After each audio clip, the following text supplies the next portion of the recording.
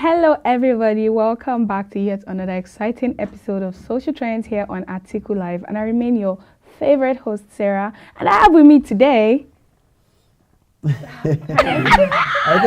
why are the both of you blushing? Seriously? Because the reason why they're blushing is because they slide me. They've had a show together without me. Imagine that kind of thing. We actually was expecting you that very day. Yeah, I know. Due to unforeseen, circumstances. So, guys, this is our new host, Onyinye. She's gonna be joining us from now on. So please show her love. Hello, everyone. My name is Abubakar, Sylvia, and you're welcome to another exciting episode of today's Social Trend. Yes. Well, hello everyone. I don't need to be introduced. I remain Tony Bakanista. Nice to have you once again for a new episode of Social Trend. And it's nice to have Onye and Sarah with me on the show. Yes, all right. So let's dive right into what we have for the day. First things first, His Excellency Atiku Abubakar, who is the PDP presidential candidate and by the grace of God, our incoming president come 2023, has approved the appointment of 6 zonal campaign coordinators. And among these coordinators are the former Imo State Governor, Honorable Emeka Ihedioha, that's representing Southeast. And then we have the former Katsina State Governor, Barrister Ibrahim Shema, representing the Northwest. And then we have former Bauchi State Governor, Adamu Muazu, representing the Northeast. And then Chief Chil Ibawua, representing the North Central. And then we have the former Osun State Governor, Olagunsoye Oyinlola, representing the Southwest. And then we have Mrs. Josephine Anene, representing the South. So these are the 6 representatives who are going to be representing the 6 geopolitical zones. What do you have to say about this, Tony? You love this kind of gist. well, you agree with me, as even you to agree that Atiku again has shown that he's organized and also is focused. Yeah. If you look at the composition of the names he mentioned, for the first time in Nigerian political history, you have a lady coordinating an entire geopolitical zone in a presidential campaign in a major political party like the PDP. You cannot find it elsewhere.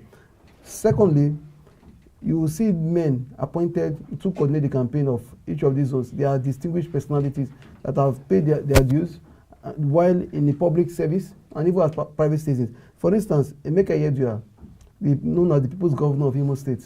He was duly elected governor in 2019. Unfortunately, on the 20th of January 2020, the Supreme Court, induced by the incumbent governor, took away the mandate and gave it to Uzodinma. And today, the people of Imo State don't see Uzodinma as their governor. Yes, he occupied the government house. Yes, he is running on the 4-year mandate, but the mandate to the people of Imo State is illegitimate. And that alone built the popularity of Ihedioha, not just in Imo State, but across the Southeast geopolitical zone, and even the South-South geopolitical zone. So, Ihedioha leading the campaign for Atiku Abubakar in the Southeast, to me, is a welcome development. Talk about Josna Inyom from Anambra State, married to Chief Anthony Anene from Edo State, a woman that has done well as a woman leader in PDP. She did absolutely well. When PDP was in government, she supported the party. She played that part. Even her husband, we all know the role her husband played in stabilizing the PDP, not just in Edo State, but in Nigeria and across the country, and also assisting the PDP government to succeed. They call him Mr. Fix-It. Whenever there are issues in the party, he fixed things. He ensured that the party stay. I remember in 2007, PDP was supposed to enter into a very deep crisis due to the outcome of the primaries that was held between Obanikoro and the wife of the late Funshaw Williams, Hilda Williams. It was almost a chaotic situation. I think Anene then, as BOT chairman of the party, he stepped in, he fixed things. The primary went on smoothly. Obanikoro emerged. Campaign went on smoothly, and PDP put on good showing in the governorship election in Lagos State. So, to date, Edo State PDP missed this man. Now, his wife has been his backbone to Chief Anene, the late Chief Anene. And if you look at his children, one of our son, Ose Anene, was an aspirant for House of Reps, a young man, intellectual, sound. He's a social media influencer as well. Taking over his mom's legacy. Look up to him. He's a media personality. So you see, this family, they've done well, not just in the politics of Edo State or even the South. To me, even Josie Nanene, she's even limited because she's the national figure. Nigerians women look up to her, and Atiku displayed that, look, I have confidence in people, whether you are a woman or you are a man, as long as you have the competence and the capacity. So for you to lead the South zone, don't forget the South zone of the 6 states. PDP controls 5 states. We have 5 governors, so she will be leading the campaign in that zone. So it's a huge task. Yes, and if she wasn't capable, she wouldn't have been appointed. And I trust her capacity. Yes, definitely. Then we go to Olagunse Oyinlola. Come on, this man was the military governor of Lagos State, an elected governor of Osun State in 2003 until in 2007 he won the election as long as the Osun people are concerned. But unfortunately in 2010, the appeal court led by Ayo Salami, of course, you know the infamous Ayo Salami, they took the mandate and gave it to Aregbesola. Till date, Osun never remained the same again. Till date, Osun is known as the poverty capital of the southern Nigeria. Not for anything, but because the Aregbesola derailed. And Aregbesola's legacy was inherited by Gboyega Oyetola, who himself stole a mandate of Adeleke. By the grace of God, as God will have it, in July 2022, Ademola Adeleke retrieved the mandate through the vote of the people. And now I believe that from November 2022, Osun State will fall back to the part of the state that people of Osun used to know, where Oyinlola left. And so Oyinlola leading the party in the southwest is a good task, it's a good one. Yes. He led the party to win Osun State governorship election in 2022. He will lead the party alongside the Excellency Seyi Makinde, the leader of the party in the southwest, to ensure that PDP put good performance. And I believe that the minimum we should expect in the southwest, to be very fair and to be kind, is 60%. That's the minimum. And I believe that they will do more to surpass it. They're talking about Adamu Muazu. Come on, the Northeast. The Northeast today, in Bauchi State, you cannot point to an achiever without the mention of Adamu Muazu. His rival at present is the incumbent governor, Bala Mohammed, who has done absolutely well as governor. Now, Muazu leading the charge in the Northeast. And that Northeast, in a street language, to me, I call it a gidigo fight. But they're using a sledgehammer. So PDP is going for the kill. So, again, across the whole geopolitical zone, it's a perfect appointment. Well, and I'm sure that Onye should be happy that we have a woman leading the South. Of course. I think women should be involved more in politics. And seeing this, and it's very important we involve women. It's very important, but you know, a lot of people are talking about, oh, women should be more involved. But then the truth is, how many women have so much, capacity and experience? But like you've said, with all proof, this woman is capable, and if she was not capable, she will not be given such an appointment. I know there's one thing PDP is very much known for, delivering exceptionally. So they will not want slack in any area at all. Do you understand? Talk about PDP. PDP promise less and deliver more. The other parties, they promise more. They don't even try. They don't even try. You know that at present, as we speak now in this studio, PDP, Atiku Abubakar is on a function alongside Okowa. Do you know what they are doing? Inaugurating a She campaign secretariat.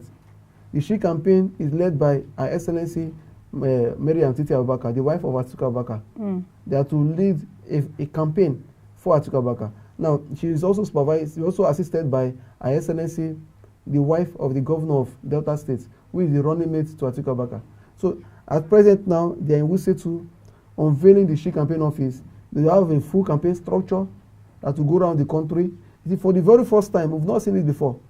Women are playing leading role. You would have told us on time now. We're supposed to go. Maybe we'll round up this show quickly and go. I'm there already. And again, if you look at the she is female. Yes. But they are not just because I'm a woman. Yes. It's not beyond. It's beyond women should not be in the kitchen. It's beyond women should be involved. It's not involved. Look, security, S, H for health, E for education. So the focal point of this wing is to ensure that security, health, and education is actualized under the government of Atiku Abubakar. And she and Mariam Abubakar, Titi Abubakar, did that when she was the second lady of the country through a video scheme. Of course, you heard of this one that deals on human trafficking, anti-human trafficking. She led the campaign as vice president, and today it still exists. So we have a system where, by the grace of God, women will play leading role in the next administration. And I believe that it's not a favor. Let me say it's not a favor done to women. It's not that we are trying to appease them. It is because they are right, and PDP doesn't give women chance because they are women. PDP is giving women chance because they believe that they are capable. they have the competence, and they believe that every Nigerian, irrespective of gender, male or female, has what it takes to lead the country in any capacity. Well, we believe you. So guys, let's go on a very short break, and when we're back, we'll keep you updated. Stay with us. This story did not begin in the wealthiest of wombs, or streams flowing with liquid gold and silver spoons dipped into stews garnished with privilege. In this story, the king was once a peasant, a humble son to parents of humble minds. A firm hand on the farm, shepherds of rolling herds fetching feed for the famished of the flock. There was no power in his homestead, but everyone agreed. His heart shone with the radiance of 1,000 fireflies, regardless of how dark the night. These were different times, grassroots times. Kojoli was the place he first learned to dream, under the soft glow of crackling firewood flame, to ask, what miracle can these pauper hands grow, and to pray the prayer of a seed in dirt. But dirt is a fertile ground for the germination of being. This story, from the wind-swept northeastern landscapes in all their glorious barrenness, with the gates of his father's house shut against the penetration of Western education, it seemed like the future would be full of doors no son of Garba would be able to unlock. But destiny is a dogged shadow, chasing and chasing until it caught him in Jada. God bless Kawu Ali, who had learned to believe, even in those grassroots times grazed by doubt. He would register the little dreamer in a school and did not scorn his baby steps as if to say, yes, even the Iroko was once a tender seedling, learning to survive the rage of seasons. So dream, let the stars guide you. This story is about the path the dreamer towed through toil and tremor, tempest and tide, eating failure like yams. Some of them were hard to swallow, but it takes a man thirsty for triumph to keep watering his spirit when losses come encroaching like desert sands. Orphaned at 11, mother's heart gave up when the star of a chap began to glisten. He faced the world with a wrestled smile. Someone once said, grace is God's gift to you, but discipline is the gift you give yourself. Tito Yodetdo. This is Atiku, and Lord knows it takes a man yearning for mastery to refuse to open the door when the urge to give up comes knocking. This is Atiku, giving back generously to the very land that turned its back on him. Mounted castles where only shacks once stood. This is Atiku, who does not just say education is the key, but has forayed into the fairy furnace to forge many keys for our children. The man who has stood the test of age and times, who has ascended realms only few have dreamt. This is Atiku, battled the pressures of the Echelon to return to us as the diamond in the sky, who has scattered his seeds of unity in a land fragmented by shallow loyalties. Atiku, the man who has built empathy out of resentment, resilience out of defeat, and grace out of grass. This is Atiku, wazirin Adamawa, namiji barkono, mai akuya yayi tafiyan dare ma bale mai kura, ai wajen saukan doki ba wajen saukan jirgi bane ba. Kuma koda kura baya cizo, ai ba za a hada ta da rago ba. Kuma mun san cewa kowa na Allah ne, amma dai damo ai na mai gona ne. This man, willing to speak our problems into the light and articulate solutions for the good of all.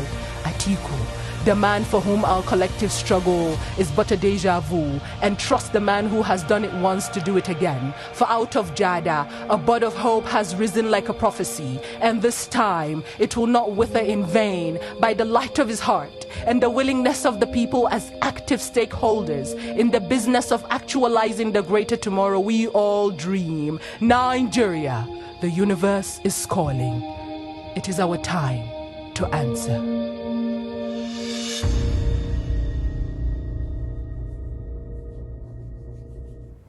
Hello guys, welcome back to the show. I told you guys to hold on. We had more gist to come. Now, the APC have done it again. Oh. They have done it again. These days, they're just releasing one or two things to make us laugh. But I don't know whether to even laugh or to be scared for our futures as human beings and as Nigerians. So, in a viral video I saw yesterday, people identified as Tinubu's aides because they were seen sharing out, airtime, recharge cards to citizens and basically just telling them, oh, vote for APC. But please, I have just one question. Is this not supposed to be like buying of votes? Because you don't just go about giving cards to people and tell them, don't worry, just dial this code, no matter your network, it will enter. And then you still see people, youths, like you and I, and they're collecting. Why are you collecting? You can't be under a course for just collecting. Like, why don't touch anything that's good? Just leave it for them. Be cool. Like, why? That some of us are not really educated on this, and I think we should start educating people more, because some of these people, of course, it was in the marketplace in Arochukwu in Abia State, and most of these women, they don't even know what their interest was. Just that recharge card. After some time, everything goes off. I think Tonya disagrees with you when you said they need educating, because why do you need to educate people when they've suffered enough already? No, seriously, if you're actually giving people, they don't know your way. Some people are just interested in that card. They just want to get that recharge card, and that's all. The truth is that that's from APC. Some of these women, they don't know what we are talking about.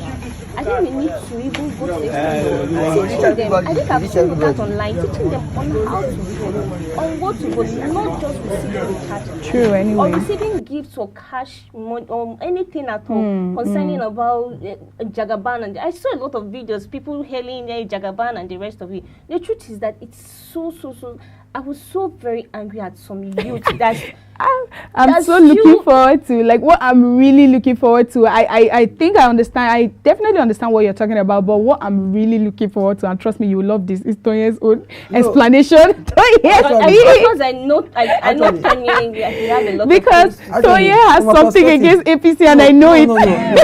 Let's be fair. APC members, they are brothers, they're fellow Nigerians like us. We love them, we treat everything. But it's like we pity them. You see, I agree with her. These women need to be educated. But trust me, the poverty and suffering of APC has educated us, man. There's a way Sapa will reset you. I'm telling you. That is the stage we were talking about it the other day now. Yeah. How many of us knew what power grid was? Now we're educated. In 2015, if you may recall, in 2015, I remember during the campaign 2014-2015, for the 2015 general election, Mount Bari, what the APC was against 500 naira, 200 naira. Money, no money. Anytime collect that money. I don't say no empty card. Any network.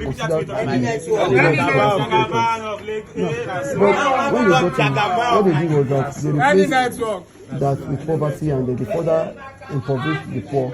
And they also made the middle class to become low class. Started dropping to the middle class. But right now, I don't think that before now, the rich among us was about 5%. But right now, rich Nigerians are not even up to 1%. So the middle class that was usually around 10-15%, right now it has fallen to less than 4%. So we have the poor, and now we now have poorest of the poor. I'm not that said it, the AP said it, the Minister of Humanitarian Affairs, he said they paid money to poorest of the poor. That means we don't have poor again. We now have people that are poorer than poor. So there are people that the poor people are like, God, read this, I pity for this poor man situation. That's what we have now. Going by the video, Uzokalo has done more harm than good to this country. When he was governor under PDP, it was a shining light. I don't understand what happened as he moved to APC. And he said, you really don't understand. You really don't understand. Have you forgotten what? As a person. It's a normal thing. Once you leave the light and you go to darkness, what do you expect? When he was in PDP as governor, he was even Christian pillar of sports in Nigeria. He ensured his sport revolution in Nigeria. Enyimba of Aba became the first Nigerian country to win African Cup of Nations, African Champions League back to back. Today, no other club side has done that. And aside that, he did well in terms of infrastructure and everything. That even 2007, people overwhelmingly voted for his preferred successor, the person of Theophilus Mifuna. He was even in detention when he was elected as governor of Abia State, to see how people loved him because of what he did under PDP, and also PDP federal government policies in the country. But not sharing recharge card and everything to women, market women. You cannot buy their vote, never against it. People who've experienced, who've passed through this stage before. Once beaten, Twice twice shy. shy. Fool me once, I'm a fool. So fool me once is a mistake. Fool me second time, I'm a fool. The third time, I am a mumu. So we cannot be the third time foolish or second time foolish. The first time, we were naive. The second time, 2019, we stood up against the APC. But of course, our mandate was stolen. We were still naive. But in 2023, never again. They've seen that. I keep saying this, that APC, the only thing they owe Nigeria is apology. Not just apology. They apologize for impoverishing Nigerians. They also withdraw from participating in any election in the next 20 years. Exactly.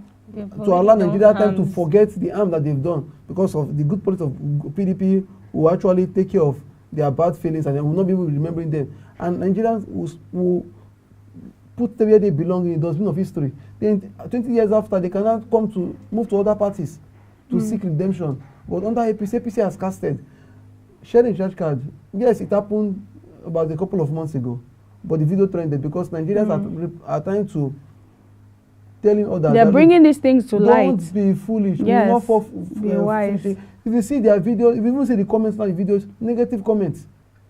If you see the because I'm not about to sell my destiny and my future and the future of my kids for 500 naira. Nobody, in fact, nobody at this point, no Nigerian will be willing to do that. At this point, we are united. Nigerians are determined, so they can share the charge card. How shall we that the recharge card is even real? They scratch it and because they've done a lot of things. Yes, they've done a lot of things. They paid money to ASU. And ASU chairman 20 billion naira. I won't forget this one. ASU chairman, FCT chairman, the University of Abuja ASU chairman. He said, as ASU, they are lecturers. They don't receive money from government. That if government is to pay money, they are paid to investment management, but they should publish their account statement or evidence of doing that. It's been how many months now? 4 months now. Government. Like I was telling you now, how can you misplace 20 billion, not 20,000, not 200,000? It is this country. You misplaced 20 billion. Some solid cash. Chains in Nigeria. It's okay. So okay, 20 billion is like 20 naira to the eyes of the people in government because they don't understand the impulse of the country. But trust me, by the time you invest 1 billion naira into Nigeria economy, a lot will change. Of course. But one person will carry 20 billion naira, put in his house. Unfortunately, for inflation, we even eat into that money because of their bad policy. So not only we being affected, they are being affected. Why can't we solve this? So just like Ashi said, how do we show there is real? They've given us audio promises. We've seen audio deeds of the APC. So it is not unusual for them to share fake recharge cards because they know that the beneficiary will not go on air, will not go on social media to say that what they gave me was fake. In fact, people should not imagine the place they went to share the recharge card. They will not bar their lines. Very local area. Fake card 5 times, your line become bad, and you battle with your network. I just don't know how many traders are victims, but it's a recurring thing and it's a pattern for the APC administration. Honestly, in 2014 itself, APC governor Atiku, when he was contesting for second term, he was sharing odorless fufu. In 2014. Can you imagine? And the odorless fufu has put Osun into odorless poverty that civil servants started begging to feed. And churches, NGOs were literally giving workers food stuff and this thing for them to eat because the government refused to pay them salary. Like it's a huge red flag if you ask me when elections are nearby and you start seeing people do these acts of kindness.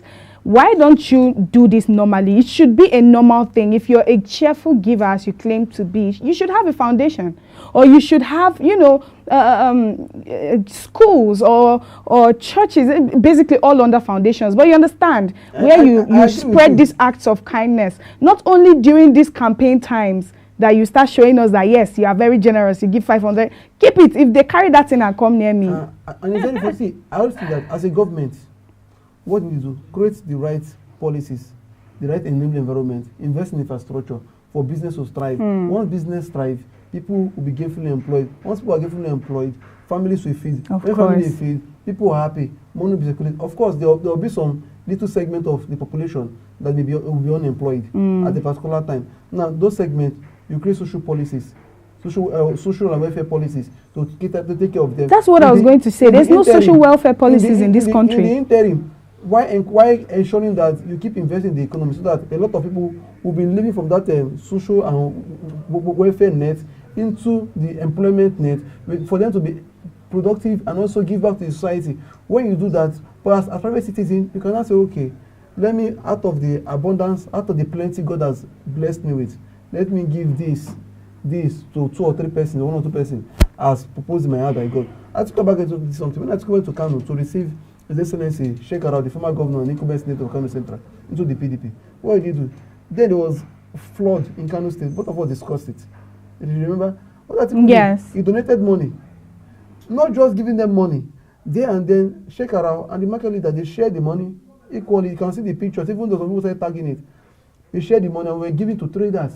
So some traders got 100,000, 150,000. You see, it's a private citizen. It's allowed. It went a long way.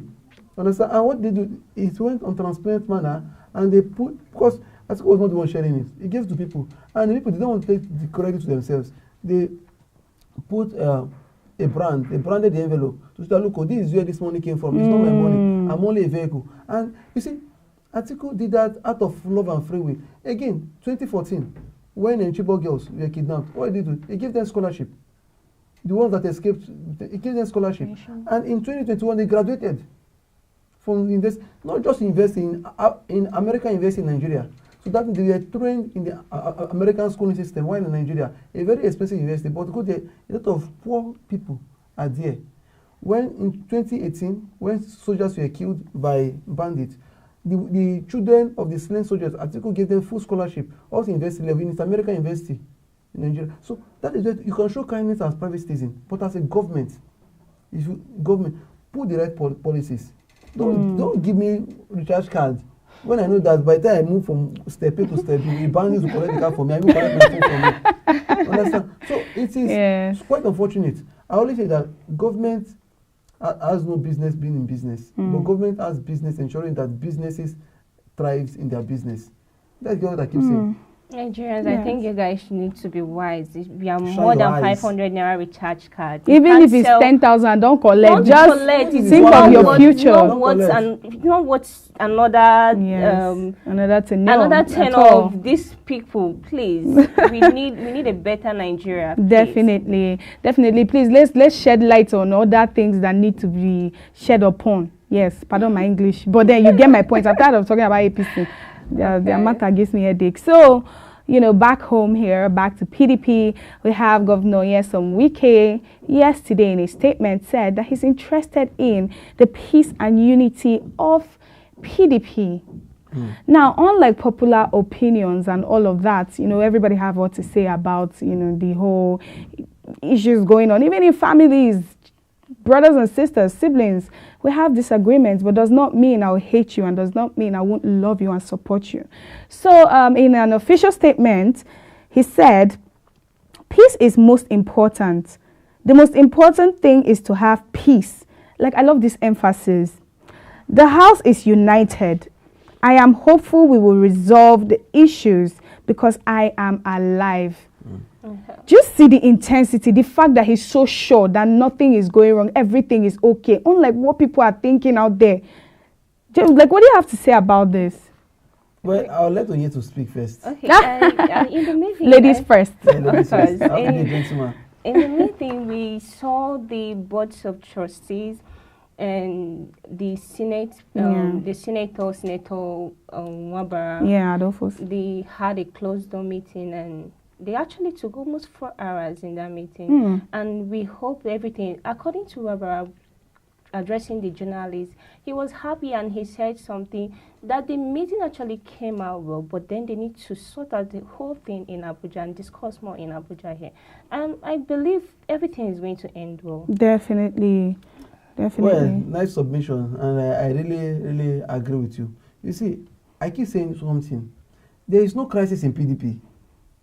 PDP is one. We have one NWC, we have one board of trustees, we have one governors forum, we have one national chairman, we have one governor of Rivers State, we have one campaign council. There is no crisis in PDP.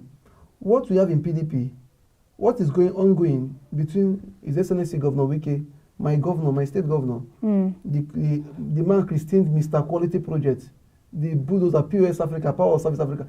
This man, what is going? This man has said that, look, I have an agreement with a member of the party. Wike is a member of the party. They have an agreement that, okay, myself and a member of the party, we are like made an agreement, let us fix it. Now, it's an issue between Wike as a person and the leader of the party, the national chairman. It's not a crisis. They are not fighting. Atiku Abubakar is our presidential candidate. We are all behind him.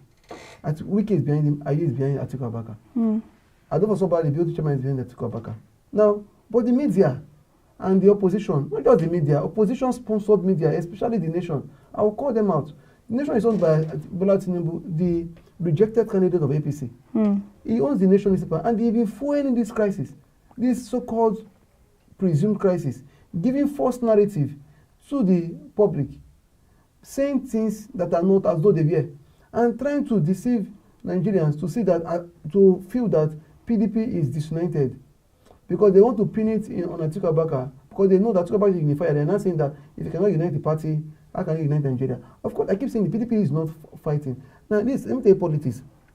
I'm a politician, and I've been a politician for... No, you have to be. If you aren't, I'll find a way and put you there, because then you have too much knowledge. So many things to talk about in politics. The players. Yes. The players, firstly, especially in PDP, I was speaking for PDP, which I belong to. PDP, the players, first and foremost, our interest is Nigeria. Of course. The progress of Nigeria and our respective constituency. I'm from Okrika, I'm from Rivers State, I'm from Rivers East, and I'm from Nigeria. So these are my constituencies. So Nigeria is all unified, all of us. You understand? Now, all of us coming together to say, look, let us move Nigeria forward. Let us give power to the people. Again, but the players also, they also have their own interest. I want to be governor. It's an interest. I want to be a senator. It's an interest. You want to be national chairman. It's your interest. Yes. His Excellency Abubakar wants to be president. It's an interest. It's his interest. But the most important is that, not my interest, is what I intend to do when I get there. So I want to be governor because I want to serve my people. I don't want to be governor just to answer Mr. Governor, His Excellency, or to superintend over my people as if they are my slaves and my subjects. So now, PDP leaders, everybody have their interest. There is no gains in it. It's all over the world. Every political player has their interest. But for PDP, it is not a selfish interest. His Excellency Wike, he wanted the southern president to shift to south. He contested. The presidency, the ticket was thrown open. His Excellency Atiku Abubakar contested from the northeast. Senator Payo Sanyim contested, is from the southeast. Governor Bala Mohammed from the northeast contested. Senator Bukola Saraki, the last Senate president that Nigeria have, because we don't have a Senate as president. The last Senate president Nigeria he contested from the North Central. Now, Atiku Abubakar, the mandate fell on him. God chose him. PDP members were happy. Governor Wike said, okay, fine. Since the presidential candidate has come from the North, let the South collect the chairman. And they are discussing. Of course. It's an ongoing conversation. So it's not like a crisis. There's no crisis. Unlike the same people trying to, make it look like we're having issues inside, these same people, you do realize their stakeholders don't have a say. Yes. Because once they say anything, they are kicked out. Yes. You see, I keep saying that it's not a crisis. So we keep preferring chairmanship to come from South. It's his opinion. He's legally bound by it. He's morally bound by his opinion. Now, the party NEC met, and the party NEC passed vote of confidence on the president of BC, led by Yochi Ayu. Party NEC is supreme. Aside the National Convention, the NEC is the most superior body in the party. But again, there's a process, which Governor Wike understands the process. And I believe that the conversation between Wike and the Board of Trustees is based on these realities. We all know the process. So the process will not be shift aside. And Governor Wike is the man that understands rule of law. He understands the need to follow constitution and the right and precedence. Okay. He understands. He has been doing it as governor of Rivers State and leader of the party in Rivers State. And I believe that he has been doing it also at the national level. But what is going on currently is not like a crisis. It's just to ensure that whatever grievances, that arise from this conversation, that they should be resolved. But it's not like PDP is in crisis. Everybody will campaign for Atiku Abubakar. Everybody will campaign. In fact, Wike is a member of the campaign council. He's a leader in the campaign council. Yochi is the leader of the campaign council. I don't know even the youth women. So we are all united in PDP. But as a family, we are not obvious of the fact that the teeth and the tongue do clash. Of course. But again, you cannot say the face or the mouth is in crisis. But all you do, once your teeth bite your tongue, you try to resolve it. Understand? That is PDP is a family. No matter how family fight, they will definitely come back to resolve the family issue. That's everything I said. Look, peace. I'm committed to peace. PDP is not the family. You know, is what the house is a house. PDP is a household. So unlike the other party, they don't have APC is a ruling party. I keep saying it. They don't have board of trustees. They don't have stakeholders. Because they don't trust themselves. They only have a God. You have to take a second there and feel me. Take a second turn here and feel me. Did you hear what I said? Because they don't trust themselves. I said it. Understand? They don't trust themselves. Now they have a party. They have a president. The president is not. It's a factional leader in the party. He calls himself national leader. The small god in Bodilon calls himself national leader. So they are factional leaders. Yeah. They cannot call for stakeholders meeting because it will be chaos. What they do is that they will assemble and the president will issue order and everybody go with it. The president sacked the national chairman the way he pleases.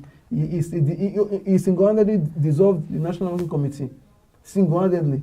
You have the man in Bodilon who teleguides and controls the governor of Lagos State as if he is personal appointee, and he has an unconstitutional governors advisory council in Lagos State where he is as chairman, and the governors and other elected leaders of the state are subordinate to him. They issue order and issue policy directive to the sitting governors and other elected officials.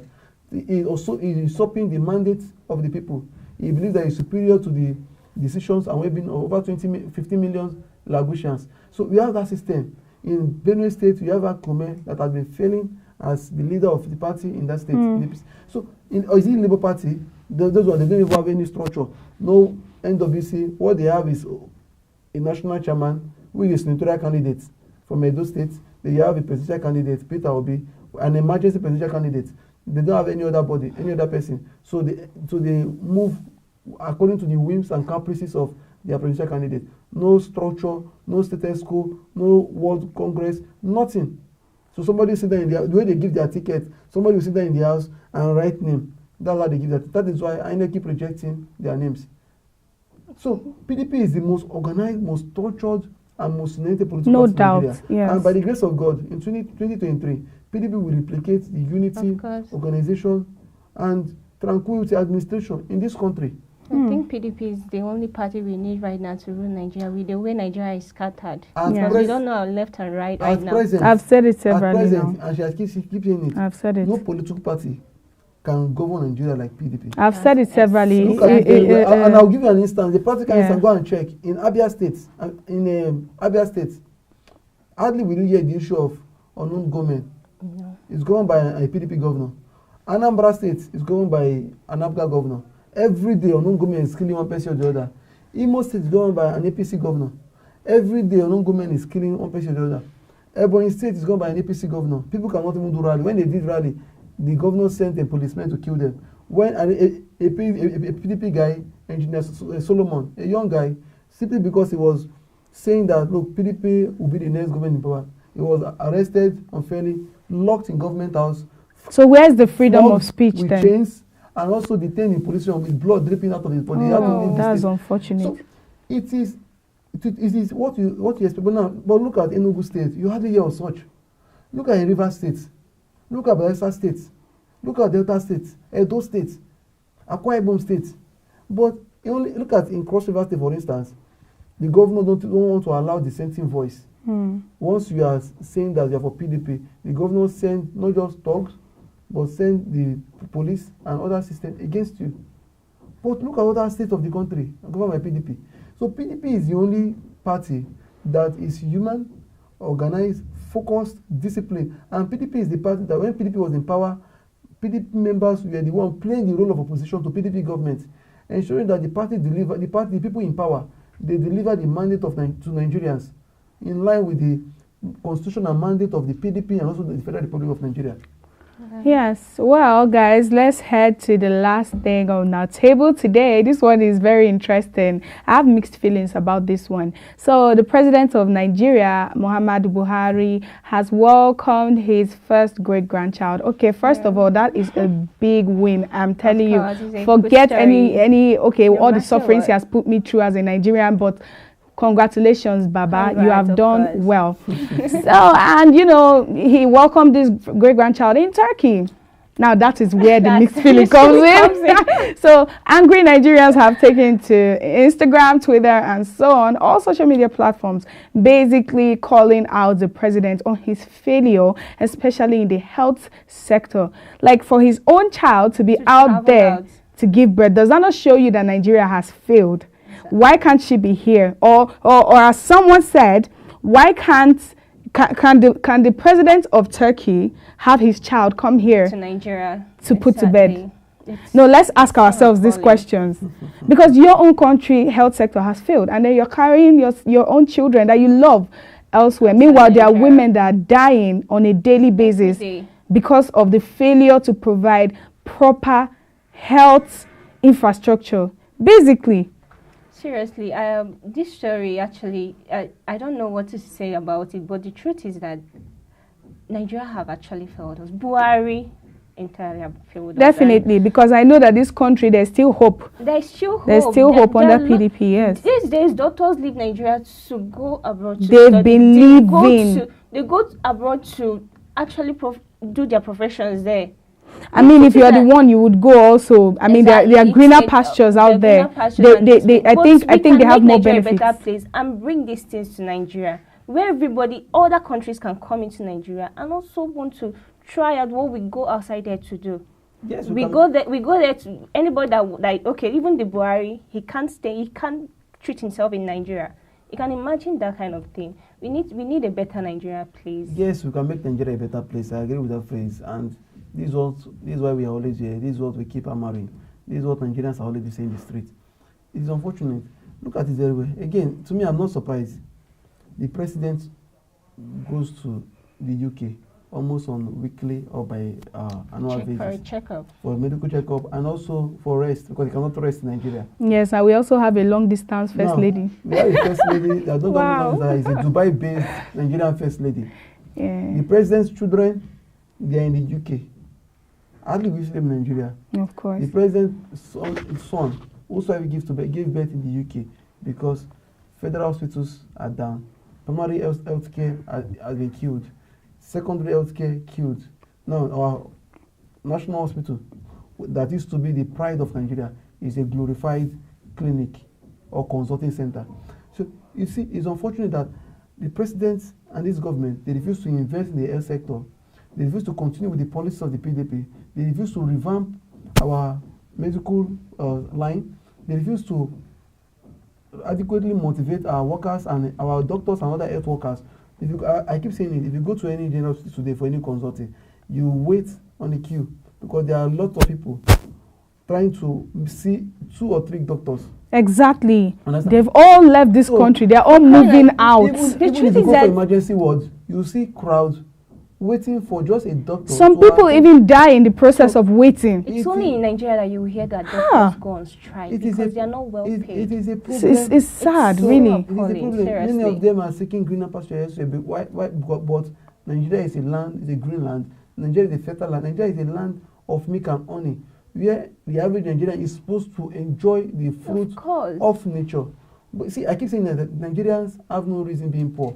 But because of the wickedness of the present administration, the average Nigerian is suffering from poverty, even those that are working and those that are earning. I always say one thing: our take-home pay don't take us home. Yeah. By the time you convert your 100,000 naira to $1, it's not even up to $150. So it is sad. If an average Nigerian should leave this country elsewhere, I mean, you're going to be like drastically poor.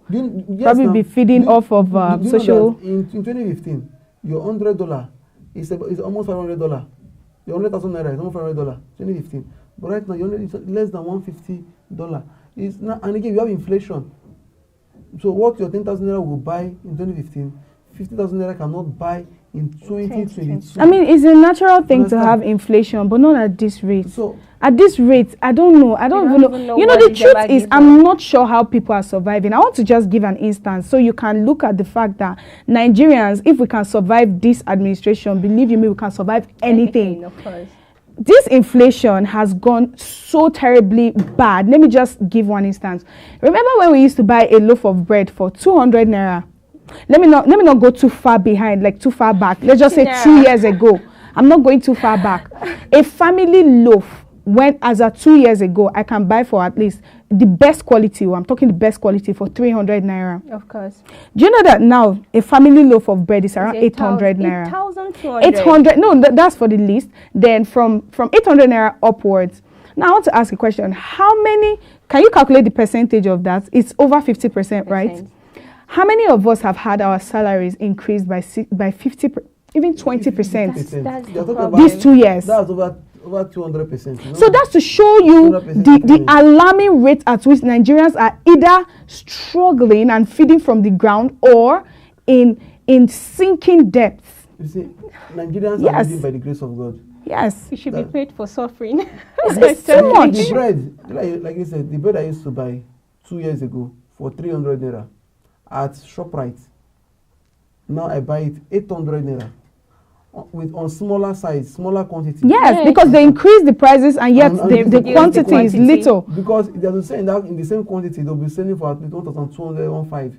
And how many people can afford it? How many? We live by the grace of God. If you look at the quality of our food, you cry for Nigerians. Pure water that used to be for the poor is now for the rich. Pure water sells for 20 naira. Something that used to sell for 5 naira. In Kano State, I remember in 2014, I bought three pure water for 10 naira. Wow. 3. But now, you cannot buy 2 pure water for 10 naira, not even one for 10 naira. As in, the mala will just eye you like this.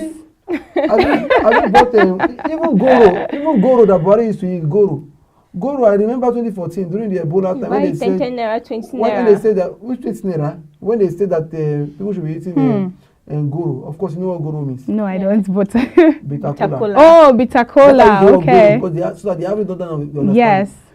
In Apapa, when I bought 15 naira worth of bitter cola or Goro. Understand? Plenty of it. And it was so much. No, now I think it's like 100 naira per piece. 100 Just naira per piece. A little piece. Yes. The bigger one goes to 150. That is the condition of the country we have now. So it is not working for anybody. At all. Look, how much do you pay for rent in Abuja? The average rent in a one-bedroom flat in Apo, average rent goes for 950,000, 1.2 million. Not that they are well furnished or anything. And you see small size and everything. But again, these are areas that used to go for 400,000, 350,000 in 2015. So the rate of inflation is so high, and the money, the minimum wage and everything is still even the minimum stable. is so sad. Let me give you an instance again. I think 3 things happened. Nigeria will change minimum wage 3 times since the return of democracy in 1999. First in 2001, second 2011, third 2019. In 2001, the minimum wage was moved from 3,000 naira to 7,000 naira. $1 then was less than 100 naira.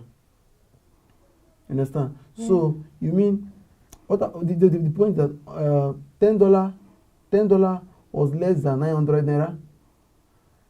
$100 was less than 9,000 naira. Wow. That was then. Understand? In 2011, so when it was moved to 18,000 naira for minimum wage, $1 then was 120 naira. So the minimum wage was way above $100, just like in 2001. In 2019, now the minimum wage is how much? 33,000 naira. Yeah. It's not even up to $50. They according to the streets, they'll be like, this government don't run us scam. Scam. They don't run us scam. It's not even up to $50 because $50 is about 30. Just sad, really. See, it is very sad, unfortunate. But if you have a government who refuse to invest in the health sector, infrastructure, no other sector. So if we start talking about this government, we'll have headache. We keep tired of talking about this government. Because government policies control about 60% of our lives. I guess in that 60% the average life of any individual is controlled by the government. So we must be deliberate or must be involved in whatever happens in this country. Well, I'm just going to give you guys a take home because it seems like nobody has noticed, but I have. The quality of drugs too have reduced. That's just it. Exactly. Remember how I used to treat malaria once a year or once every 6 months? Now it's as if it's every month or every 2 months. Oh well, let me just leave it at that. Go and think about it. So guys, we've come to an end of today's segment. Please don't forget to like, subscribe, drop your comments, and please share this segment with your family and friends. You would want them to catch this cruise also, you know. You get. So that's it. Join us same times I'm sorry, please pardon my English. Join us same time tomorrow. Hi, I remain Abagoyeti Sylvia. See you same time tomorrow. Okay, nice to have you once again. See you same time tomorrow, and don't forget to at least tell one person about Atiku Abubakar today. Make it a duty that must be accomplished. And also follow us on social media handles at AtikuLive, and also you can follow me on my social media handle too at Tony Bakanista across all network. Thank you. God bless you. See you tomorrow.